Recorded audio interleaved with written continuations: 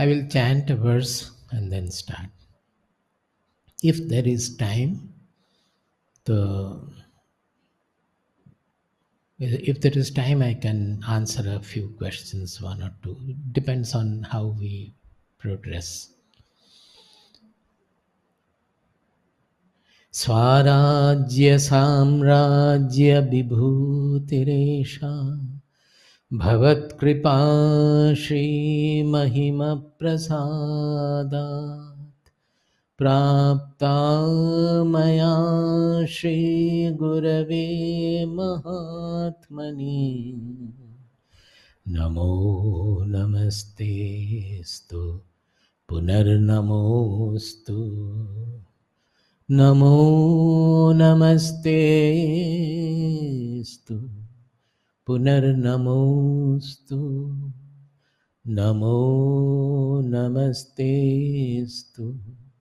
Punarnamostu Namastasmai Sadaikasmai Kasmai Chinmahase Namaha Yadetad Vishwarupena Rajate Guru Rajate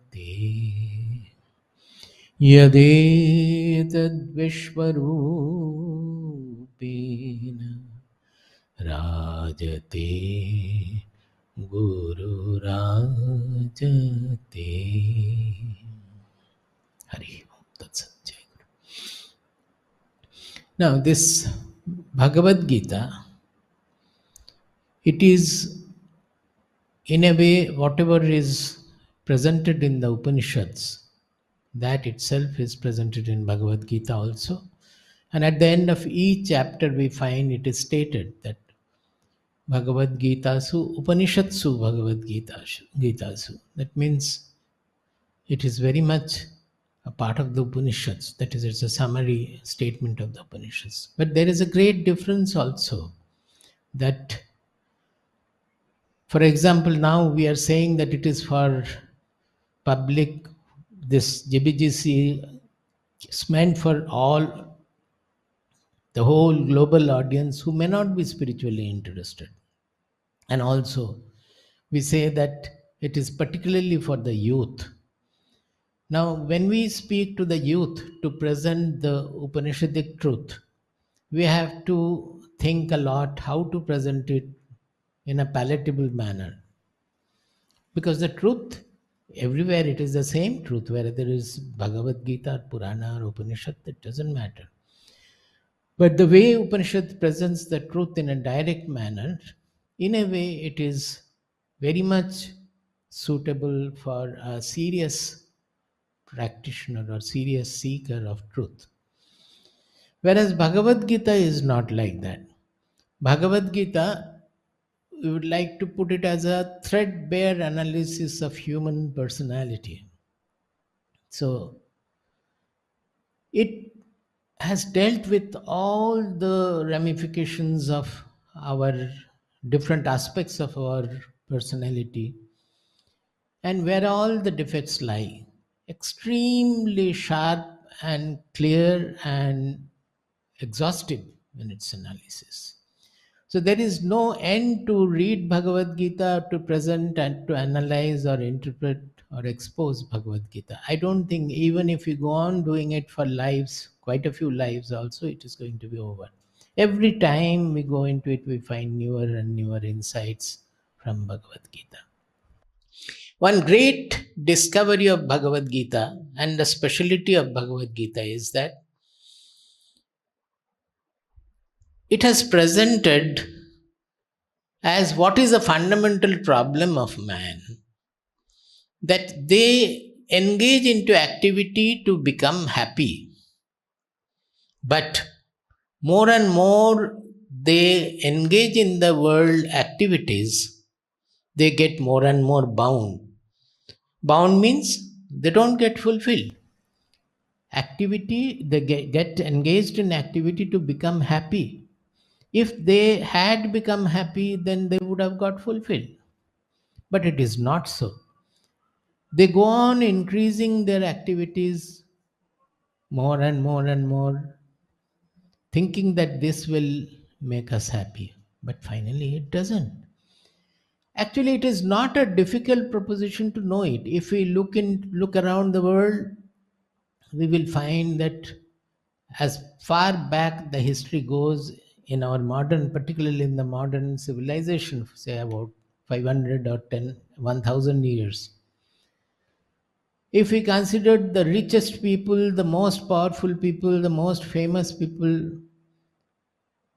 was any of them really happy? If any of them had been happy, it is not because of their riches, because of their power, or because of their fame. Nothing like that. It is for something else that they did, maybe as spiritual seeking or similar practice. So, seeing that over the whole time period, nobody has ever become happy by doing anything, getting anything from the objective world, still we don't think about it, that what is going to make me happy. I remember in 1980s or 70s, in Reader's Digest, they had published about those days, about 17, 16 or 17 richest people of the world, starting from Rockefeller and all. And they had published their end of the life stories, that many of them got mad, quite a few of them ended up in jail, and two or three ended up in their own treasury, underground treasury. They died there. It's a very pathetic end for all of them. And by their riches, many of them lost their mental balance. Knowing all these things also, we don't really seriously think about it. So we still feel that by getting some more money, we will be happy, getting some more facilities, we will be happy. We never become happy. So Bhagavad Gita noted that we engage into activity because all our activities are desire motivated. Now, whatever be the desire, suppose we want to get a promotion in the job, or we want to have more money, or we want to have some fame in my political life or any other life like that. In all those cases, if there is a common factor, by getting more money, what will happen? By getting a promotion, what is going to happen? By getting some more fame, what is going to happen? You will find everywhere the last reply is, I will become happy. If I get more money, my family will be happy. If your family becomes happy, then what happens? Then I will become happy. So actually, we are behind our all motivations, behind our all actions. It is a desire for happiness. We are looking for happiness, and knowing that nobody has ever become happy by getting anything from the world also, that doesn't open up the knowledge in us that it is not going to make us happy. So Bhagavad Gita found that forget about the spiritualists, those who are spiritual practitioners, those who have left their worldly pursuits and all, those who want only to know the truth, like Shaunaka or Nachiketa. Nachiketa was a small boy, but he was the best of seekers, we know.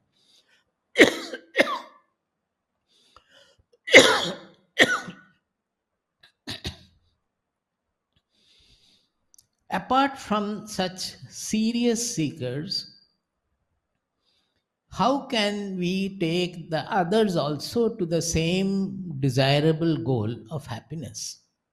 How can we make the others fulfilled in life? That was a real question in either in Vyasadeva or in Sri Krishna or in somebody else who has authored Mahabharata and Bhagavad Gita.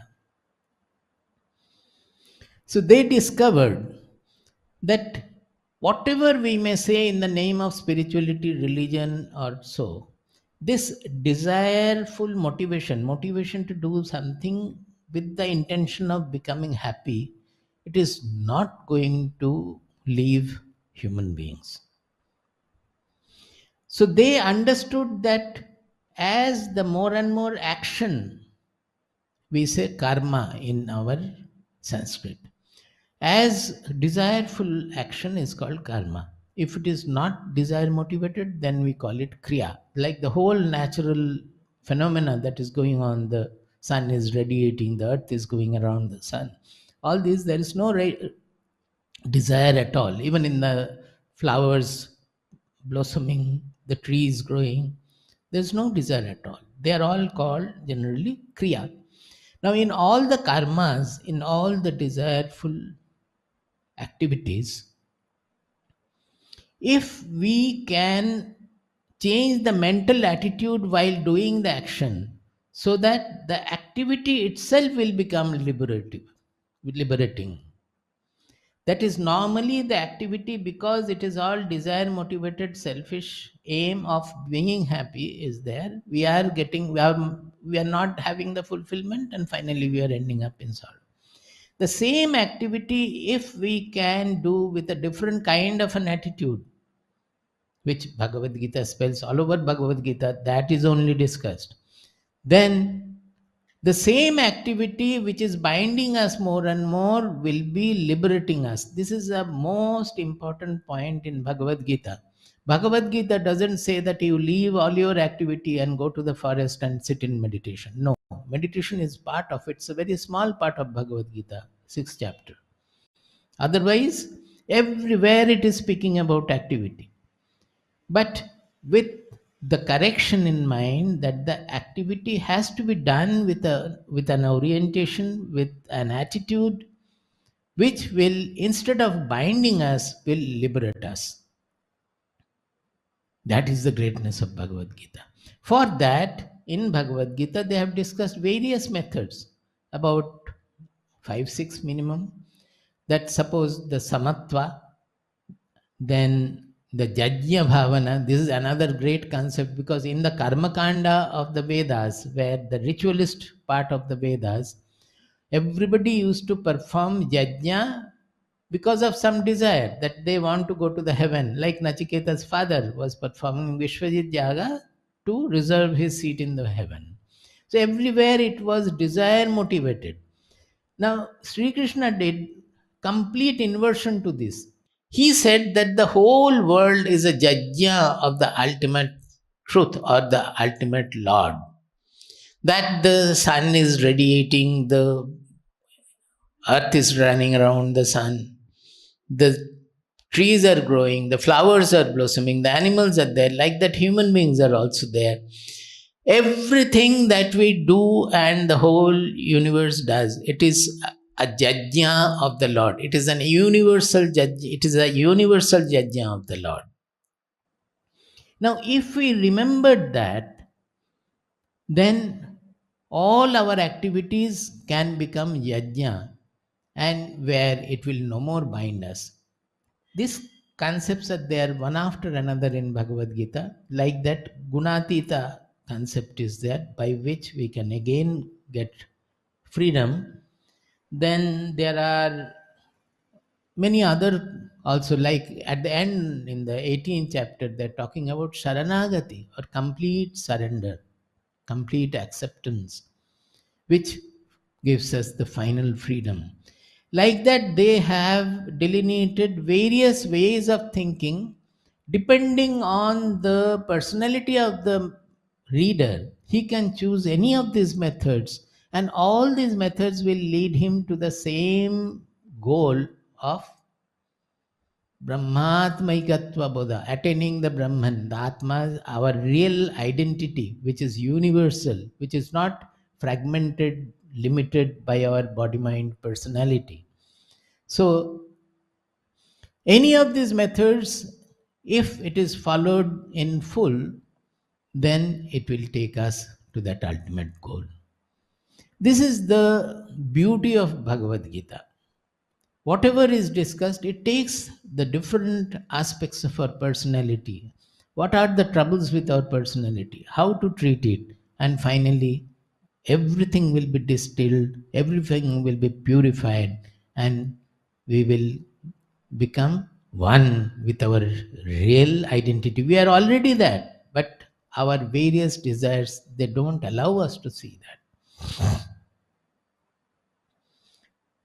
So this is what Bhagavad Gita's greatness is. Now today's topic is yoga, way to inner harmony. Somehow it came in the in our posters as mental harmony. I thought that mental harmony will not be the right word, so I have changed it to inner harmony. We will henceforth use that, because it is not only mind, but the harmony is between the different aspects of our being, that is mind, intelligence, senses. So truly speaking, the inner harmony means there should not be any friction or conflict or rubbing between the senses and the mind and the intelligence, and the intelligence and the deepest aspirations that we have. Everything should be harmonized, as if the whole being will be integrated.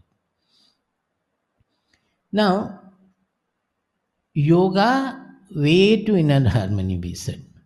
I said, what is harmony? It is actually in Bhagavad Gita. Basically, it is to do with the interactive state. That is, the harmony means when we are acting in the world, the mental harmony, the inner harmony should not be lost. That is Bhagavad Gita's point. We should name.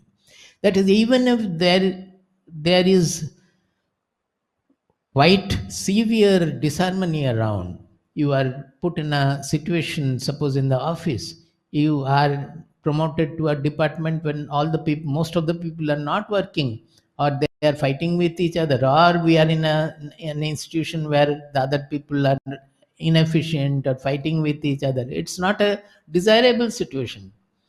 But in that also, how can you pursue with the best of ability and efficiency by your own inner harmony, as we were discussing that day with Rupa, that actually we have to look into our own inner purnata or inner fullness or inner harmony. Then outside also will get adjusted according to that. Even if it does not get adjusted, doesn't become harmonious, we will have our harmonious life. The other point here is the yoga. Now, yoga in Bhagavad Gita is defined in two ways. Normally, yoga means, we have all the idea yoga means some doing asana, pranayama and all that. Actually, they are just the first step to walk the path of yoga. Yoga has a very great and ultimate meaning, and whatever helps us to walk on that path is also called yoga.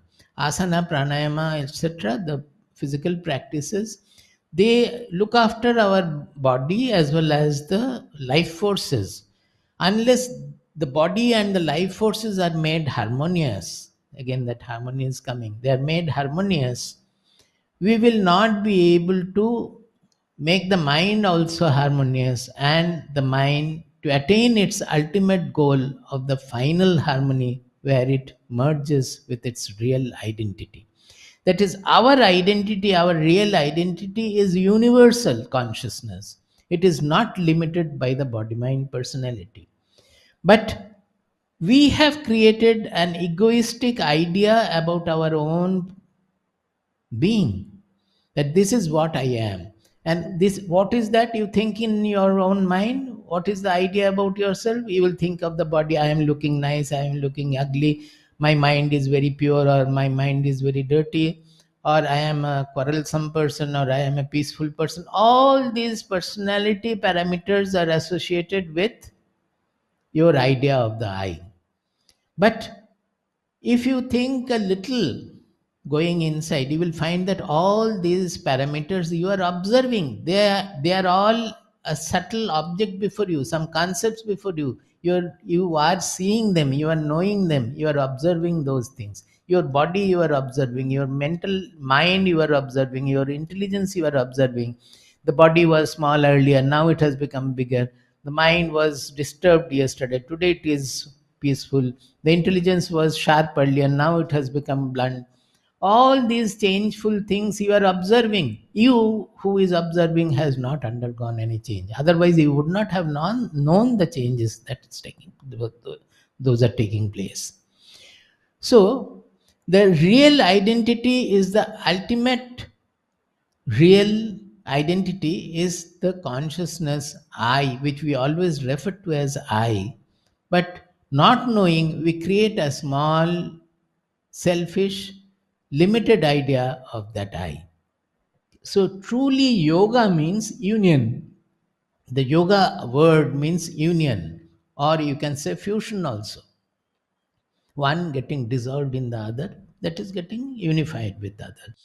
So the ultimate yoga is this small I which I have created by my own egoistic desireful mind and all my own idea about the I. That small I getting unified with the universal real identity I, the universal consciousness, which in spirituality we refer to as Brahman.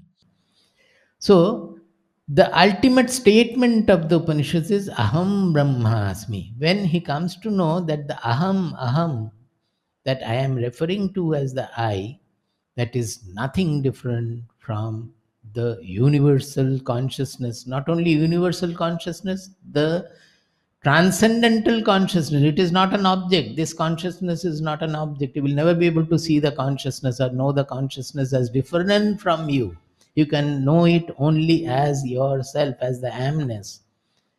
So nothing is different from that. Everything is appearing in that. And the small I we have created, that gets merged into that real identity. That is the ultimate yoga. Now, whatever practice or pursuit that helps us to get to that yoga is also called yoga. Now, in Bhagavad Gita, we find two kinds of definition of yoga. Clearly, it is written yoga is defined as this. So, we are taking many other shlokas are there. I have taken only one or two. Suppose in the 6th chapter, you can show the slide number 1 that I have already discussed. That union of our small egoistic identity I with our real identity, the universal I. Then inner harmony, it is called prasada in Bhagavad Gita. In Upanishads, it is called ananda. But in Bhagavad Gita, it is called prasada. We will come to that. No clash between senses and mind, between mind and intelligence. It means actually total acceptance of whatever has happened. Why? I will explain it later. Go to the next slide. In Bhagavad Gita, two yoga states are defined. Two kinds of yoga are defined. One we call it meditational, another we call it interactional or non-meditational. In the meditational yoga, which is defined in 6.18 and from 6.18 to 6.23, but the definition, I will read these verses, just simply don't get scared by going to this chapter, that chapter. I am only doing this to make it easy for you. 6.18 to 23, that is 6th chapter, 18th verse onwards. यदा विनियतं चित्तम् आत्मन्येवावतिष्ठते निःस्पृहः सर्वकामेभ्यो युक्त इत्युच्यते तदा. He says, when the mind, which is always thinking, developing concept, even concept about Atma, concept about truth, all these things it is creating always, these are all called chitta vritti. Vritti means any movement in the chitta. Chitta means the mind. The consciousness is still there, a thought, a concept, anything like that means there is a wave, there is a movement in it, change in it. Not really change, but appearance in it. So, yada viniyatam chittam atmani eva avatisthate nispriha sarvakamebhyo yukta ityuchyate tada. When the mind becomes freed of all its vrittis and it gets completely established in the Atma, where there is no thought, nothing at all. No thought, no concept, no analysis further. Nispriha sarva kamebhyo. It will not happen as long as desires are sprouting in the mind. At least for that temporary period, desires will have to subside. Even if it is a meditational state, that state fruition will not come until the desires have vanished for the time. When you get up again, the desires may come back. As Ramakrishna Dev used to say, that the crow, when the buffalo goes to the water, the crows come and sit on the tree. But when the buffalo comes up again, the crows come back from the tree and sit on the buffalo. So, like that, the desires again will come back to us. But temporarily, in that time, it has to happen. Nispriha sarma kamebhyaha. Yukta ityuchyate tada. Then only the practitioner can be called yukta, means yoga yukta. Why? Because in that state, the whole world has got dissolved. There is no thought, means what? World also is not there. The world, everything, your own personality, they are thoughts or ideas in your consciousness. They are appearing as that. So, when all of them have got dissolved, there is no vritti at all, then he is called yukta, yoga yukta. Then he is giving a comparison in the next that now this is a state of harmony, nobody has to tell you, because there is nothing to cause the disharmony. There is only one element, or even if you cannot call it an element, even it is only the subject consciousness. Nothing else is there to cause any disharmony. So certainly this yoga is immediately, it will take you to a harmonious situation. Not only harmonious situation, a transcendental harmony. This is a transcendental harmony. And when I say the whole world has dissolved, world is not there, that means no thoughts are there. It also means that your idea about your personality also is not there. That small egoistic personality of your being, that also has to dissolve. Without that, that's a product of the world. Without the dissolution of that, you cannot have a thought-free state or a complete harmony there, yoga yuktata there. So the whole universe, of which your body mind personality is a small speck, will vanish. Then the consciousness will reveal itself, the Atma will reveal itself, and there cannot be any disharmony, because there is nothing called anatma that is different from Atma. The next verse says, Yatha dipo nivatastho nengate sopama smrita yogino yata chittasya yunyato yogamatmanaha. He gives an example that how is the state in that. He is giving the example of a lamp which is burning in a windless place. That is, there is no wind. There is air, but there is no wind, no movement at all. The flame is absolutely still, but is not the radiation coming out of it. It's a silent radiation everywhere dissipating from the flame. Like that, the yogi's mental state also will become like that. That the consciousness will radiate, and he will know. It's a direct experience of the Atma. It is called Atma Sakshatkara or Samadhi also. Now, this is a state where there is another verse, that is 6.23. I'm going to the last one. Tam vidya dukkha samyoga viyogam yoga samjitam sanishchayena yoktavyo yogo nirvinna chetasa. The first line, because he is saying yoga samjitam, that this is also a definition of yoga. Why? You know that in that state, the same state he is talking about, the previous verse says, Yam labdva chaparam labham manyate adhikam tataha yasmin sthitona dukkhena gurunapi vichalyate.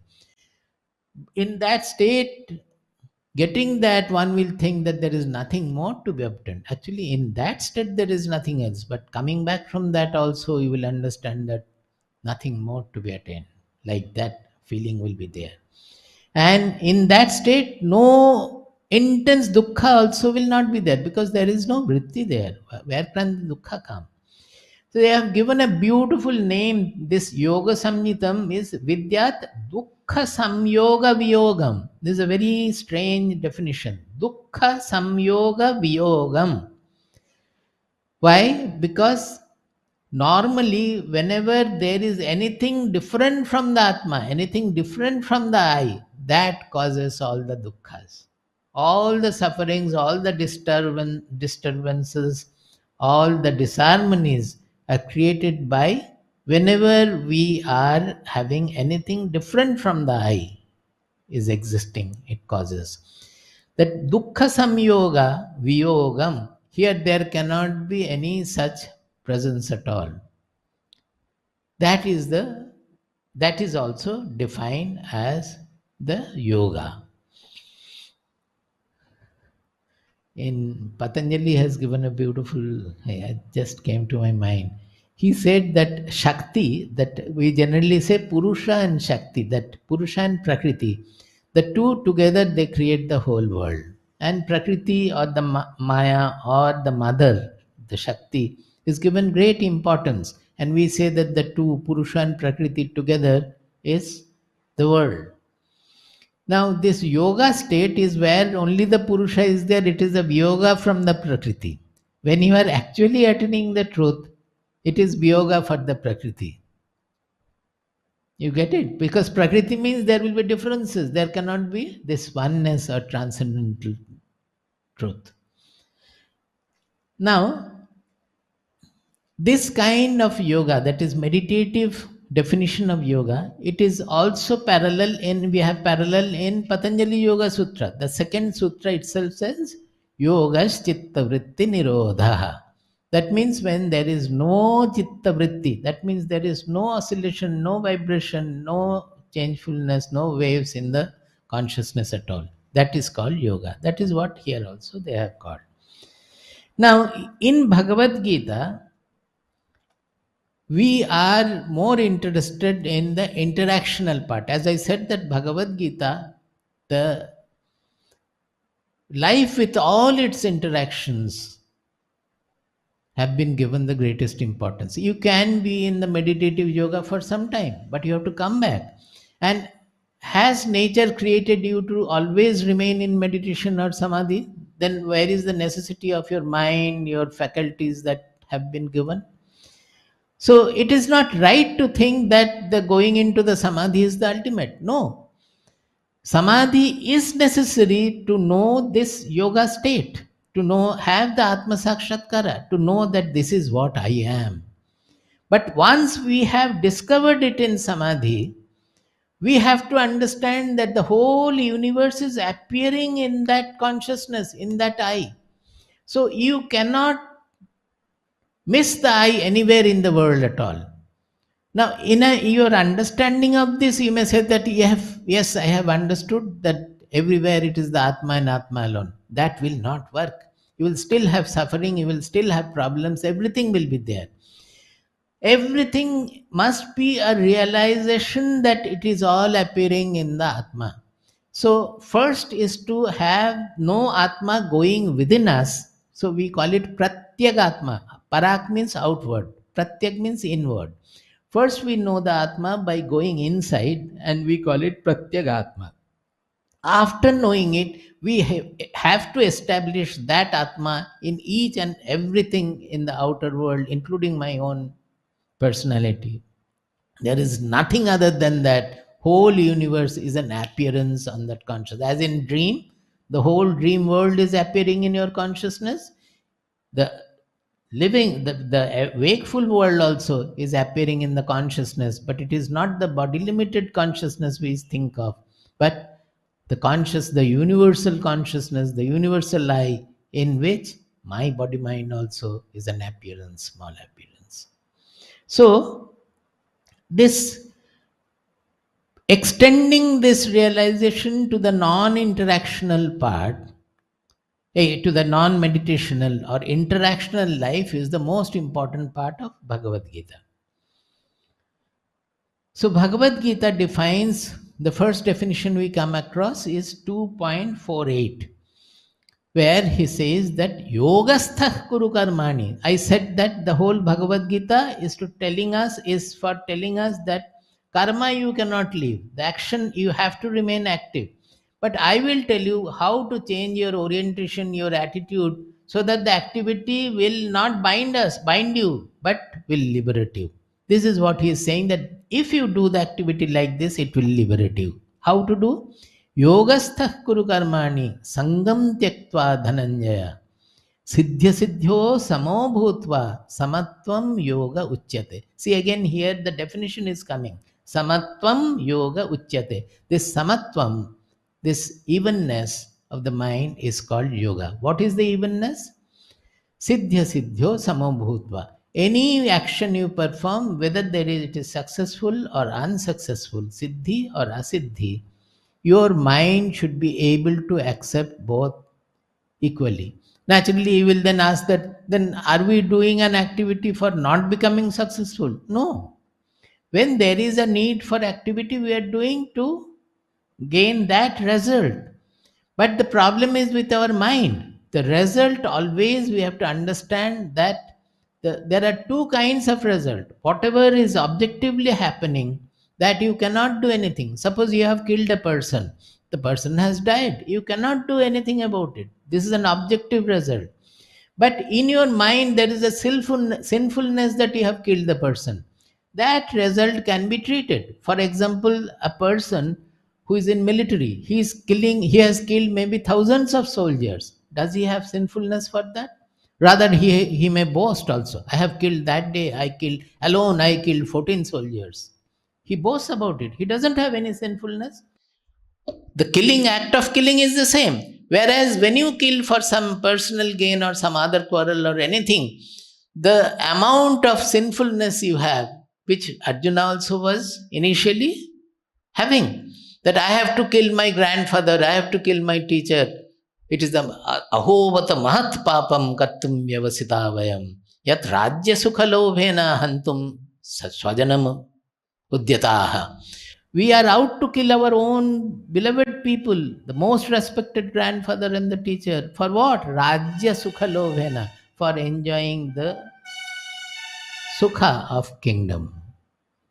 So naturally it is sinful. But when they are fighting the Mahabharata war, it is not for personal gain or Rajya Sukha Lobha, but for ridding the world of misrule and establishing righteous rule. So the whole point of view undergoes a change. So it is to, Bhagavad Gita doesn't speak about the objective result at all. There is no point in speaking about, because the objective result will have its own causality. It will be, if you walk towards the ashram and reach the ashram, you cannot reverse it. But suppose you came to the ashram to see Swamiji and you find that you cannot see Swamiji, then your mind will have a repercussion, that asiddhi, that unsuccessful, my going to the ashram has become unsuccessful.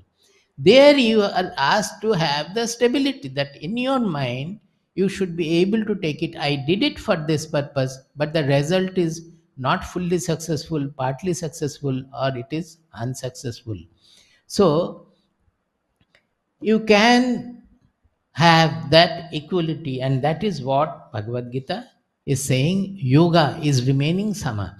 Now you may think that this kind of equanimity or this kind of evenness, it is common everywhere. Even to become a good administrator, one has to follow that.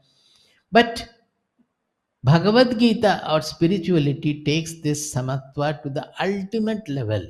So just by this definition, if we understand the samatva is only that success and unsuccess, I can remain.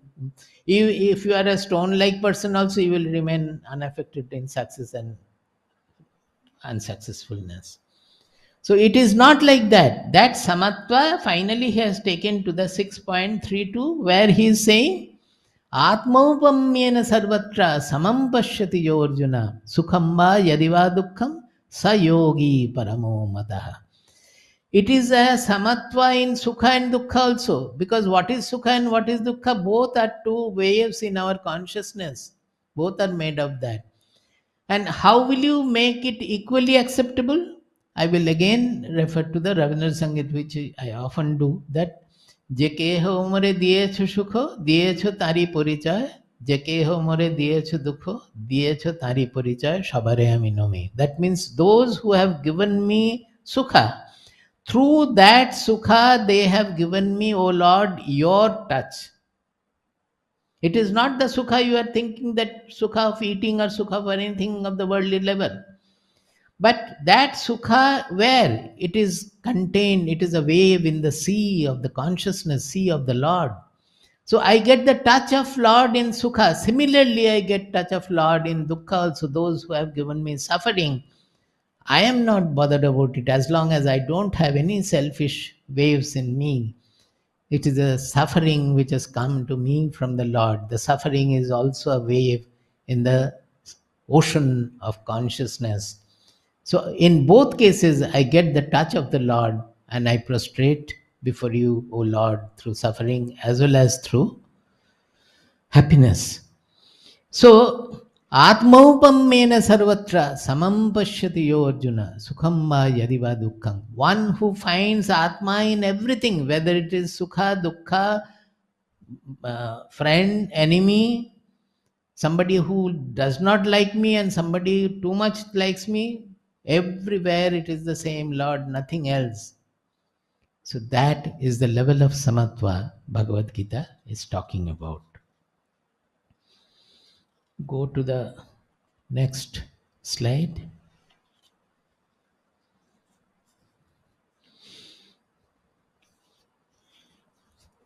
Now, this is, I have defined now so far the yoga. I have introduced what is harmony also.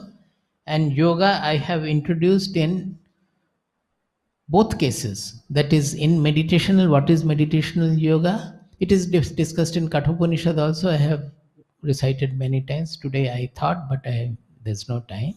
So, and also Yoga Sutra, everywhere, what is the non-interactional yoga and what is the interactional yoga? Interactional yoga is we don't miss the truth anywhere. We don't miss Atma anywhere. That everything we interact with, they are all appearing in the consciousness, in the Atma, and we see them as the Atma only. It is just like written in the air. You write God and you write dog, both are air only. Like that, in the consciousness, the whole world with all its infinite variety is written, but it is nothing different from the consciousness at all, including my own body, mind, personality is a writing over that. So, what will happen when you establish Atma in all the object in the entire objectude? Then what happens is called the inner harmony or prasada. In Bhagavad Gita, it is called prasada.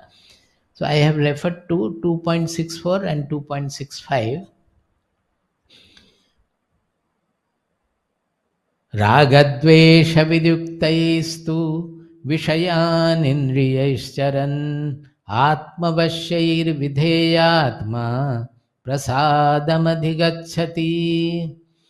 See, this Bhagavad Gita is great in pointing out this ragadvesha. They have found out this ragadvesha is the main culprit.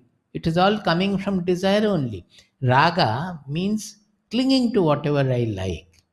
And raga also means a color.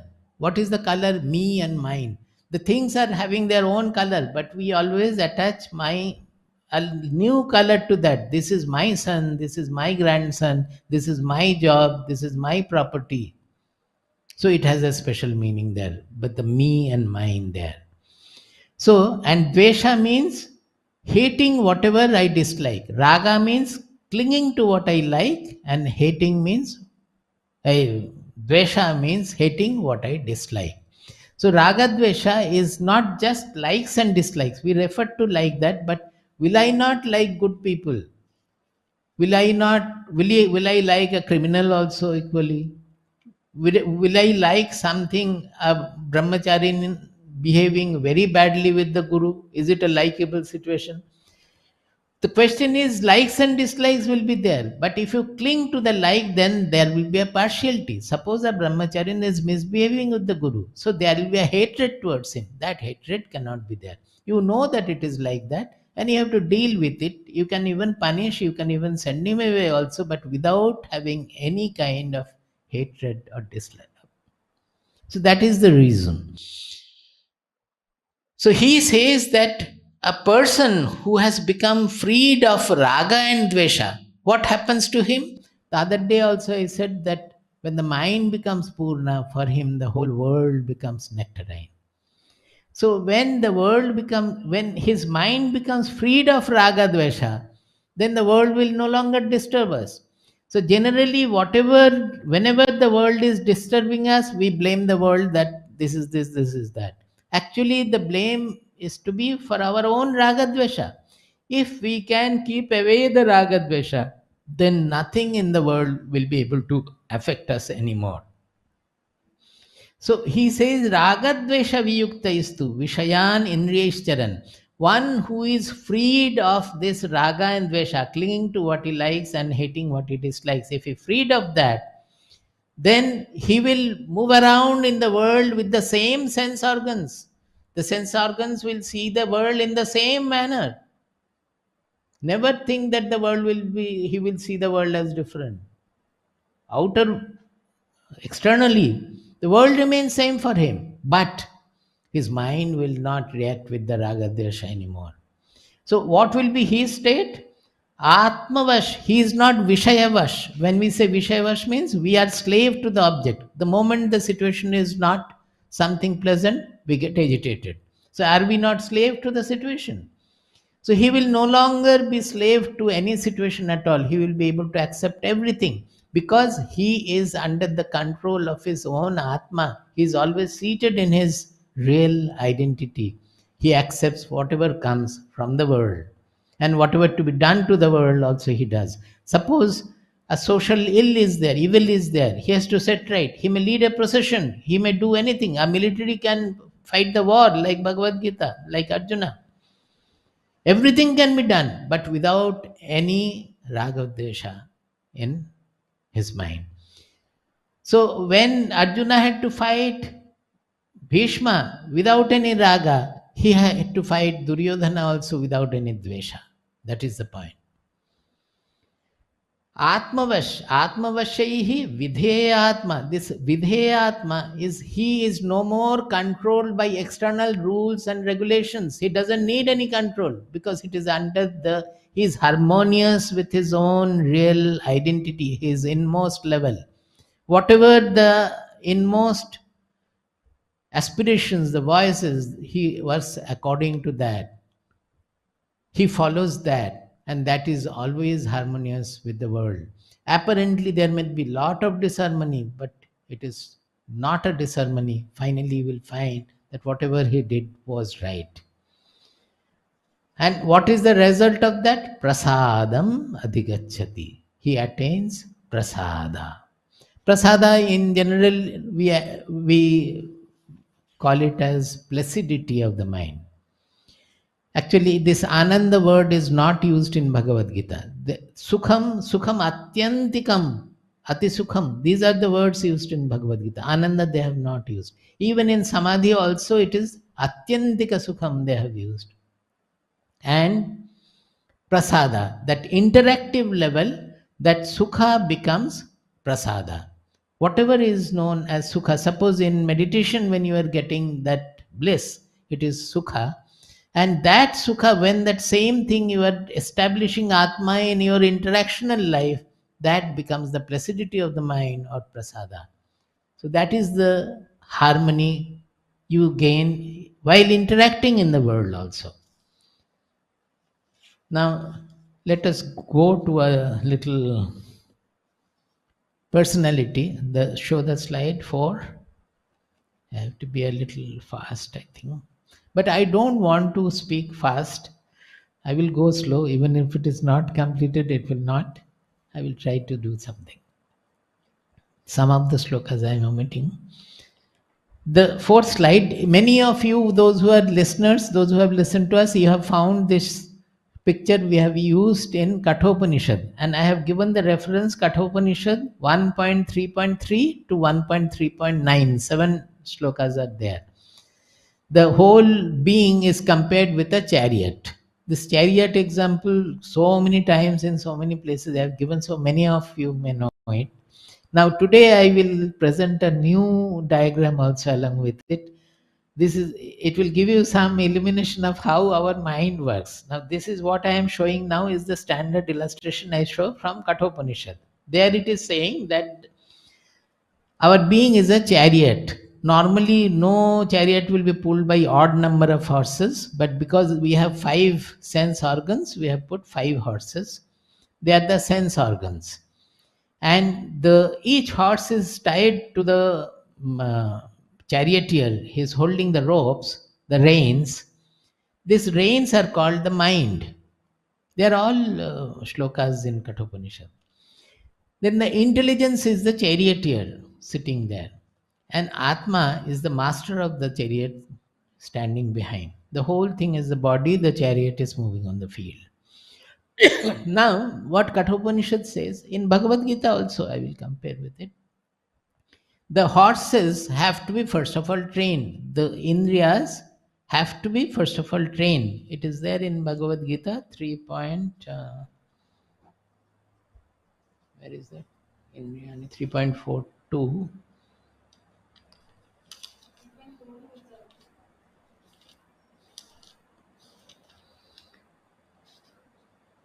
See, the before 3.42, which I am going to say, before that there is a shloka which says, Tasmat tvam indriyanyadau niyamya bharatashava. That the first you have to discipline the Indriyas. Without that, even if you sit for the discussion or listening to the discourses, you will not be able to understand. If Indriyas are always restless, then you won't be able to understand anything from the discourses. The first of all, to understand anything, the Indriyas need some discipline. So right from childhood, the good people will always give some discipline to the Indriyas. Whatever he likes is not allowed to eat. Whatever he wants to do, he is not allowed to play always. He has to read, study, etc. Like that, the disciplines are given to the Indriya.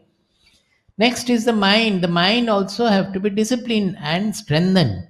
For that practice, nowadays the children and their parents also, they completely ignore the disciplines given to the mind, the practices given to the mind. One of the standard practices in olden days was chanting the Vishnu Sahasranama mantras. What is that? It is written in such a manner to make a proper pronunciation, to chant properly, you have to be extremely attentive. Not only attentive to listen to your sound, how the tongue is being folded, what is the meaning, everything. I have discussed elsewhere in great detail what are the aspects of the attention necessary. Then comes the intelligence. The intelligence has to the intelligence cannot work on the horses. The mind is directly linked to the senses. So the intelligence through the mind will have to control the horses. But how will the intelligence control? Because normally what is happening is the senses have they are motivated by their desires. Now the senses are pulling the reins, and the reins are pulling the charioteer, because the charioteer is also affected by the same desire. The mind is also affected by the same desire as the senses. Same or different, mind has its own desires also. Suppose fame, etc., that the senses will not have anything, mind will have many other desires. So they will all move by the desires. So what is the state of the chariot then? Nobody is looking at the master of the chariot, the Atma. See, I have put it in white there. Nobody is looking at the Atma. From the charioteer onwards, everybody is looking at the world and they are becoming slave to the world. So the whole process has to be reversed. That is, the first of all, the who is the charioteer? He is like your driver. Suppose the driver drives you without asking where do you want to go. You want to go to the station or the airport, and the driver starts driving and merrily he takes you to the school or to the college or to your office. What will happen? because he never cared to ask the master. When you reach, you said, "Are, where have you brought me?" That also the driver will not say, "Oh, acha, I have to go." Again, he starts driving to another airport. So actually, the charioteer will have to look to the master, what the master is saying. That is what we call Viveka Buddhi. That is when the intelligence is listening to the Atma, is anchored in the Atma, and where does the Atma want to go. Accordingly, he takes the chariot. So that is called the Buddhi, the intelligence becomes Viveka Buddhi when he is anchored in the Atma and he takes the chariot wherever it has to be taken according to the master of the chariot. So, in that case, what is happening? The whole order is changed. What will the intelligence do? Intelligence will always be attentive about what my master wants, what the Atma wants. What does the Atma want? Atma is never selfish, never desireful. It is always universal. You have to remember this Atma is the real identity, the universal Atma. So wherever the mind is becoming small, selfish, jealous, etc., the Atma will say, "No, this is not me." You have to become expansive. You have to become pure. You have to become widely embracing the whole universe. So the charioteer now knows that I cannot run after small, small things. I have to do something if it is for the good of the whole society, good of the mankind, good for nature.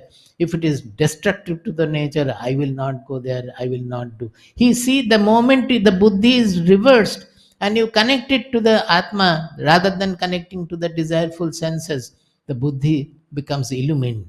And that buddhi will then control the mind. Whenever the mind misbehaves, the buddhi will say that no, this is not. You are not seeing your real identity. You want to find your real identity everywhere, and this identity is universal, expansive, never selfish, never jealous. So behave in that manner. The mind must behave in that manner. Only the intelligence can control, and how the intelligence will control, which is already polluted. So the intelligence has to get purified by anchoring in the Atma and then guide the mind. Then the mind also will get purified. And connected to that mind, the senses, the horses also will become absolutely disciplined, following the mind. Because the horses cannot do by themselves. Whatever the mind says, they have to do. Now, little time is there. I will go to my new addition. Show the next slide, 5.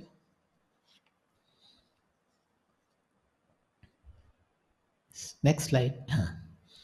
See, what happened is that in the previous one, I found that it is not explaining the full thing.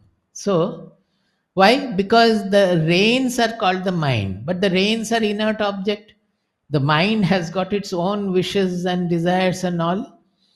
So, immediately some past uh, memory struck my mind that from our Gurudev's house in Dakshin Khanda, whenever we used to come back, we used to have Baba used to arrange a bullock cart for us. This story I have told many times.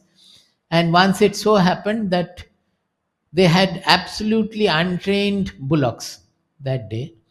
And the original old cartman, he wanted to train his grandchild. So you can see the red dress of the grandchild sitting on his lap. Now here there is a multiple problem. Even what the father wants, the grandfather wants, the small charioteer will not listen to that. Suppose the cart has started moving and he feels joyous that let the bullocks were so unruly that first it went away, took our cart to their own shed and started resting there. Again, showing umbrella opening and all, threatening and all, they started moving. The moment a vehicle will come from the other side, they will go down to the field, in the rice paddy field and all. Finally, it ended up going into a pond, and where people started flocking and scolding them that you are going to kill them. You don't have to drive, let them get down and go to the station. So that is how it was done. Now the boy may have joy in when the bullocks go from the road to the field and all. He has his own ways and all. Or sometimes seeing that the grandfather is showing umbrella opening, the bullocks are running. He felt like opening an umbrella, and it becomes all destructive in every moment. So the mind also can do lot of havoc in the process. That is why we have incorporated the mind as another human being who has to be trained.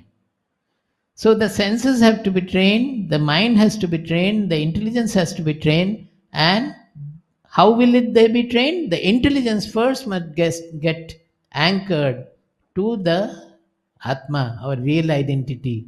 Then only he can guide the mind can guide the senses. And the whole personality will be an integrated personality with no internal clashes at all. So it will be a really harmonious personality which we are aiming at in an interactional level, not in the meditational level.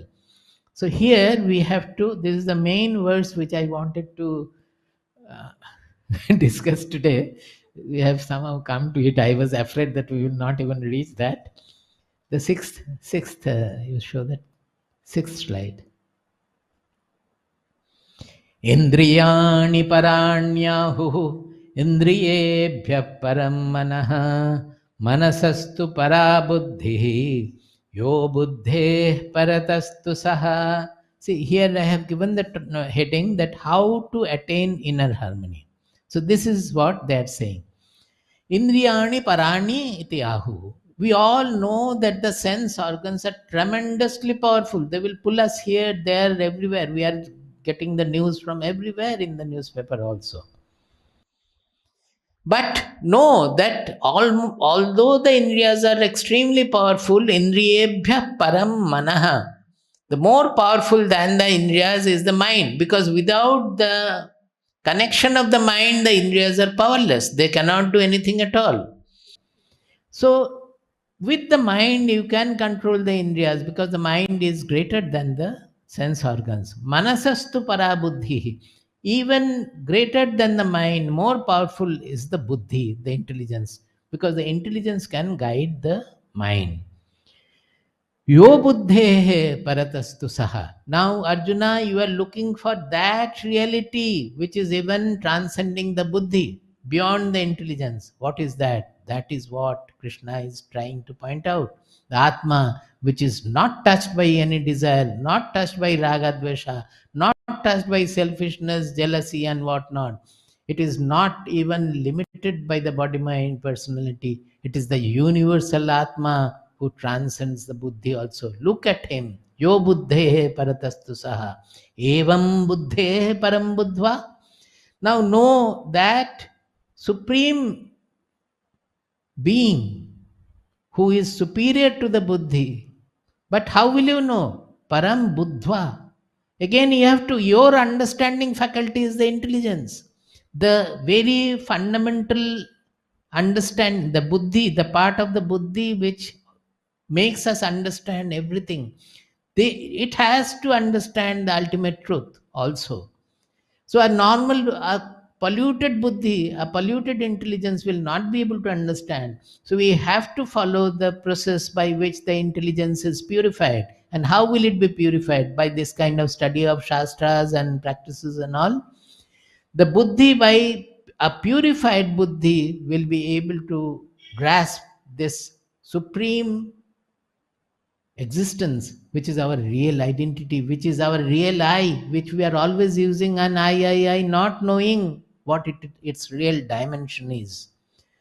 Samstabhya atmanam atmana, and get stabilized in that completely. That is your Atma, that is your real identity. So once you know with your first, you sharpen your Viveka Buddhi, as I said. When the Buddhi looks at the Atma and gets connected to the Atma, it becomes the Viveka Buddhi.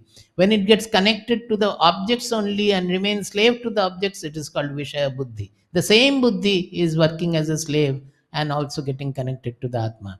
So when it gets connected to the Atma, it becomes the Viveka Buddhi.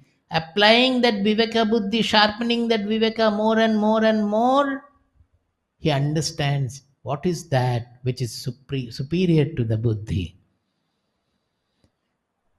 and gets established in that. Jahi Shatrum Mahavaho Kamarupam Durasadam By that, you can win over the great enemy called the desire, which is taking you always on the wrong path. The last slide, nobody will be happy to see it. Show it. I have written here, do you want to live like this? Three question marks are there. The carrot of happiness. Don't run after objects for gaining happiness. Source of happiness lies within. Now see the donkey, we want to carry our load, we want the load to be carried by the donkey. So with the load we have tied a carrot. Being attracted by the carrot, the donkey moves forward. But the carrot always keeps equal distance. It moves forward, moves forward, moves forward.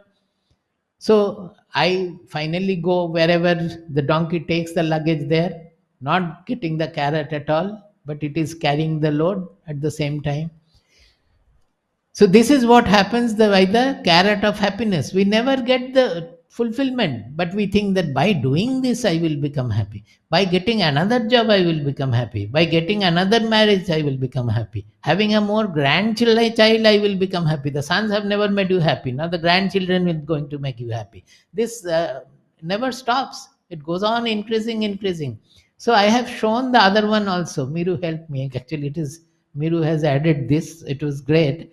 I modified it a little. I have carried a rope. You can see the waist is tied. The carrot is with the hanging on a lever, and the lever is tied with a rope at the waist level. What is the meaning? In the case of the donkey, it is an innocent animal. We have fooled the donkey by putting the weight and tying the carrot. In our case, we are fooling ourselves. We don't know that we are fooling ourselves. We have tied the rope and we have hung the carrot there and running behind the carrot. Such fools we are. Would you like to live like this?